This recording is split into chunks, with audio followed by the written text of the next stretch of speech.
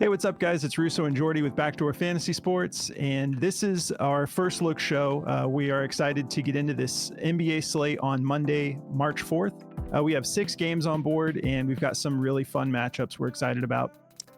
If you've not tried Prize Picks yet, use our promo code at the bottom of the screen. They'll match your first deposit up to $100. They're going to double what you put on, so if you do deposit the whole 100, you'll get 200 to play with. Just make sure you throw that code in, and they will hook you up with that deal. And if you're new to our channel, make sure you subscribe and hit the notification bell. It will help you stay on top of these plays before they get bumped or removed. And we also frequently, frequently is maybe a strong word, but pretty regularly we drop slips and plays straight to the community section of YouTube. So if you're subscribed, you'll get access to those. And if you guys don't mind, just do us a favor and hit that like button. Just helps us grow the channel. We're excited about this slate. Let's start it off on the right foot this week. And I felt a little bit of a shift in the way we were looking at the board for this last 6-man we took. We were pretty close. We were just like a few points away from getting that 6-man sweep we're aiming for. Before we get into all the recap and whatnot, though, let's talk about these plays we're getting into tonight. So for first look, we've got 4 picks for you. I'm going to be taking Marvin Bagley over 8.5 rebounds and assists. And I'm going to be taking Paul George for under 25.5 points and rebounds. What are you getting into, Jordy? Yeah, I'm going to be going with Deni Avdija for over 13.5 points and Nikola Vucevic for over 13.5 rebounds and assists. All right. Well, before we get into the breakdown, just want to tell you guys quickly about Chalkboard. If you haven't signed up yet, definitely check it out. It's another platform that we absolutely love. They have plays as low as $1, and the best part about it is they let you adjust your own lines. So I feel very confident about this Marvin Bagley play. I'm going to go over to Chalkboard and bump that up to like 10.5, and I'll probably get like a 2.5x for that, because the higher you bump it, the higher your multiplier is. And if there are plays you're not as sure about, you can lower the line and just get a lower multiplier. So it's kind of like Demons and Goblins, but you have all the control. And they added the shield play, which is like a flex play or an insured play. So you have control over the lines, and you don't even have to hit every line on your slip to cash. It's iOS only right now, but March 18th, they're launching the Android version. They also have a desktop version on the way as well. So if you guys want to check that out, there's the link in the description of the video. Use code BACKDOOR. They'll match your first deposit up to $100, just like Prize Picks. All right. So let's get into this recap. So I had taken Isaiah Stewart over 7.5 rebounds and assists. He didn't get this done for us, which is a bummer, because in his 2 previous games, he went for 9 rebounds alone. So this felt like a good opportunity here, even though it was a little bit more of a tough matchup. But yeah, he only went for 6. Emmanuel quickly ended up doing... I'm sorry. I'm thinking of the other play, because we took a lot of quickly. We took his rebounds and assists on Underdog, but we took his assists here at 6.5. He ended up going for 10. At least that's what it cashed at on Prize Picks. But I thought we saw 11. That he went for like 11. Yeah. So yeah, they must have did a stat correction more than 30 minutes after this line settled, or this ticket settled. But yeah, so quickly cashed for us by a lot. Derek White, we took him for over 8.5 rebounds and assists. My God, they just dominated that game. But yeah, he went for 11 rebounds and assists. It's crazy that they had 82 points in the first half. And then I love their coach. Here comes the third quarter, and they've got all the starters out there. I'm like, you're freaking crazy, dude. But anyways, I'll pass it over to you for the rest of this recap, Jordy. Cool. Yeah. So, I was telling Russo before that game that night that I was like, I think the Celtics are going to make a statement here. I think this is going to be a big game, and I think they're going to go nuts. So I was all over those first half plays, because I didn't know if it was going to make it to a second half, because there was all those question marks on Curry. And I'm glad I stuck to my guns on that, because I took Jaylen Brown for over 17.5 or 17 PRA, and he went for 23. So he cashed pretty hard on that one. And then we took Paul George for over 2.5 3-pointers made. He ended up hitting this as well. And the only letdown on my end was I took Kawhi Leonard for over 2.5 or 3.5 assists. He only went for 1, but he had a monster performance on offense. So he just didn't pass the ball very much. Yeah, man. You had both of those call outs, though. That Jaylen Brown play, you were right. You're like, even if they blow him out, he'll be part of that, and he'll get this done. I couldn't believe how they came out, and the Warriors just looked like their soul was taken from them. Yeah, they fell over. And Paul George too, we were trying to catch that because we know what he's capable of, and we know that line is just low right now, and we caught it. So good job on that play. Thanks, man. All right, so that felt like a step in the right direction. Let's keep it rolling here. All right, so let's break down these plays. Marvin Bagley is the first play I've got here for us. Actually, let's look at the over-under real quick. Okay, so we got a 239.5 over-under with the Jazz favored by 6 points. This is going to be closer than it typically would be because we have no Walker Kessler and we've got no Lauri Markkanen. So feeling good about this play. Keep going to the wrong tab though. All right, cool. So yeah, he's gone over this 8 out of his last 10 games. He's got a pretty decent matchup. Let's see here. The Jazz, I mean, they're good at rebounding, but they're missing 2 of their best rebounders. And obviously John Collins is still really good at rebounding the ball, but this line is just pretty low in my opinion. He just pulled down 10 boards against the Clippers in his last game. But the Jazz are 6th in rebounds allowed to centers and 11th in assists allowed.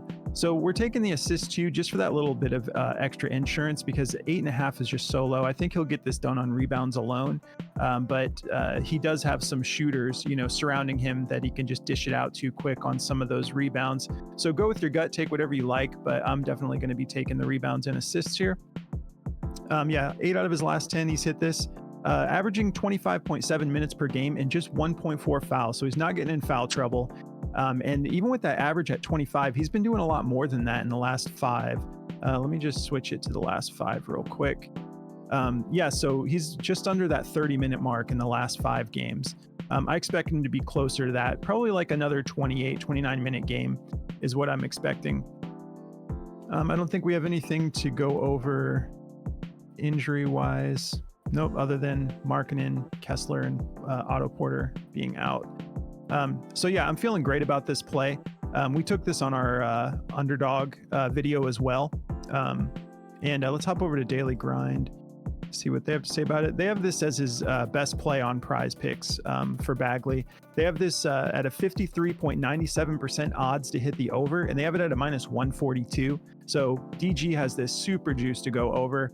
And then we've got a minus 130 or higher across all the other odds makers that have this play. So everyone's feeling good about this. Moving on to the next play, Paul George. I just want to quickly shout out this dude, Sheesh2865. He's been, I've seen him, I'm sure you have too, Jordy, but he's commented several times. He's been watching us for a while, but he was talking about like, how most people aren't utilizing unders enough. And I agree with him. I was thinking the same thing, and I didn't get this play just because of that, but he's right. Like there's 2 sides to this, and most of these plays are going to be inflated on the upside because most of the general public doesn't take unders. So if you're uncomfortable taking this under, just fade it, go with another play. I feel good about it. 25.5 is actually kind of a lot for Paul George when it's just points and rebounds. If we take a look at the over-under here, we have a 228 over-under with the Bucks favored by 5. This is going to be one of those games I'm very excited to watch and get pieces of. If we hop over to Outlier here, you can see over his last 20 games, he's only gone over this 6 times. So 14 out of 20 games, he's gone under this. He's gone over it a couple times recently here. Twice, once against Golden State, once against Washington. But he doesn't have that great of a matchup here. He's going to be probably lined up with Giannis. So they're 11th in points allowed and 15th in rebounds allowed. His minutes are good, 34.2 minutes per game, just 2.2 fouls. But I just don't think that's really that big a part of his game. Like, at the beginning of the season, we were like cashing his rebounds and assist props a lot. And they were at like 8.5, 9. And then we went on that run, and then he stopped rebounding the ball quite as much. So if you're uncomfortable with this, just fade it. But I'm going to be taking the under here on Paul George for this game. If we hop over to Daily Grind, they've got this pretty juiced to go under as well. They have it at a 53.55% odds to hit the under. And then we've got a minus 137. That's what I always look for. If you utilize this DFS optimizer, you don't want to just go for, like we put a lot more into this than just the DFS optimizer when we're working on plays. But if you are using the optimizer, you want to see the odds to hit and a heavily juiced odds on the DG odds. At least that's what I like to do, because sometimes you'll see something super high on the odds to hit, and then you look and it's like basically a 50-50 shot on their odds. But in this case, we've got both. So yeah, minus 137. And you can see there's a big discrepancy here with Prize Picks. They're giving it to us at 25.5. And look at all these other odds makers. They're all doing it at 24.5. And they've got this at like a 50-50 shot at 24.5. So we're getting a full point here with Prize Picks. So this is probably going to change pretty soon, to be honest with you. So if you want to take this line, jump on it pretty quick.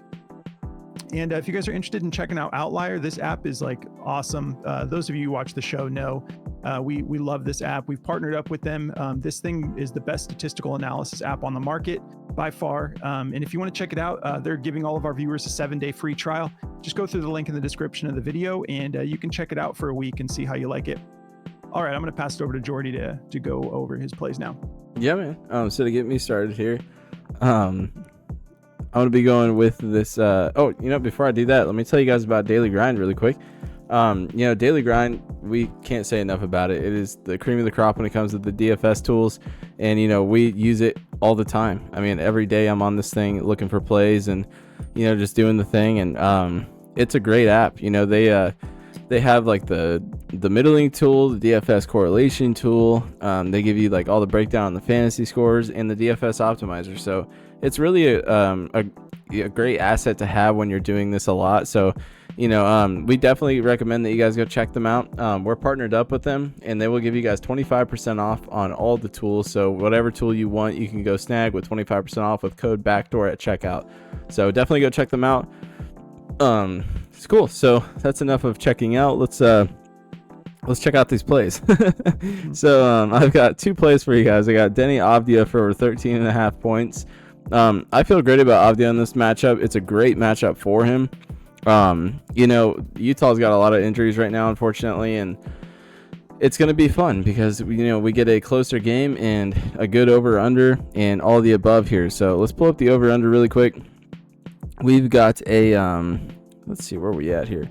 We got a 239.5 over under with a 6-point favorite to Utah. So gonna be a fun shootout of a game. Neither of these two teams really play that crazy a defense. So with these injuries, it's gonna be even more interesting what happens here. But Avdija's been on a pretty good hot streak lately. He's been hitting his points a lot. Great matchup for him. Ranked 22nd in points allowed to small forwards, 21.9 points a game. And we just need him to get 14. Over the last 5 games, he's hit this 4 times. He had a monster 43-point game against the Pelicans, which was super impressive. He hit this against the Clippers in the last game.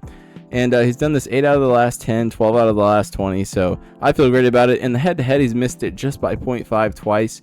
But with the injuries and, how small they're going to be in this matchup, I think that he'll have a better opportunity to hit this. And those matchups were from a little bit ago, so they're not recent. So, with the streak he's been on lately, that's what you want to see because these guys get hot and you want to take advantage of that. So, I'm staying in the flames with Avdija here. If you look at his points on Daily Grind, they're juiced to go over at a 52.45% chance and basically a minus 130, 129 on the odds there. So, feeling great about Avdija. And then this play is just one that I feel really good about. I feel good about Nikola Vucevic for over 13.5 rebounds and assists. He would have definitely hit this in the last game. They played the Milwaukee Bucks, and he came into the fourth quarter with 9 minutes left, and he needed one more. And I had this play, and it burned me in multiple slips because he decided to assault some poor white kid that came off the bench for Milwaukee. I've never even heard of the kid. I think his last name was like Green or something. But he came in for like 5 minutes in the fourth quarter, and Vucevic, he went up for a layup, and he double hammer fisted the kid while he's in the air, and he went flying on his back. So, not sure. Vucevic just woke up and chose violence in that fourth quarter there, but I don't think he's going to be doing that against the Kings. Hopefully not. And he's been, killing this play. He's done it 12 out of the last 20, 5 out of the last 10, but come really close in a bunch of these games. missed it by 0.5 or 1 point in multiple games. And he's hit it in 3 out of the last 5, just missing it by 1 point in each of these that he missed it on. And it's a pretty good matchup for him. Rebounds wise, 18th in rebounds allowed, giving up 12.2. And 23rd in assists allowed is why I'm going with the assists, because he doesn't get too many, but this is a great matchup. And I could see him having one of these 5 or 3 assist games that he, typically has. And the assist is just too good to let up. And if you look at the head-to-head, he's hit this in 2 out of the last 3 of the head-to-heads. And one of them was just in the early February there. So I feel good about Vucevic in this matchup. If we look at the over-under in this game, you got a 227.5 over-under with a 7-point favorite to the Kings. I think the Kings are going to win because they have to. It is a tight race in the West, and you cannot afford to lose games right now. So I just wanted to quickly show you guys 2 plays that I really liked. One of them being Colin Sexton's 3-pointers made in this matchup against Washington. I really like this play. These aren't my official plays. The 2 I just gave you, Vucevic and Denny Avdia, are my official plays. These are just 2 that I really liked. I like Colin Sexton for the 1.5 threes, and then I really like, let's see here. It was Alex Caruso's points at 7.5. He's been killing this too, but Caruso's questionable is the reason why I didn't go with that one. And Sexton, we have a bunch of plays in that game already, so I wanted to leave some breathing room for you guys if you weren't comfortable with that.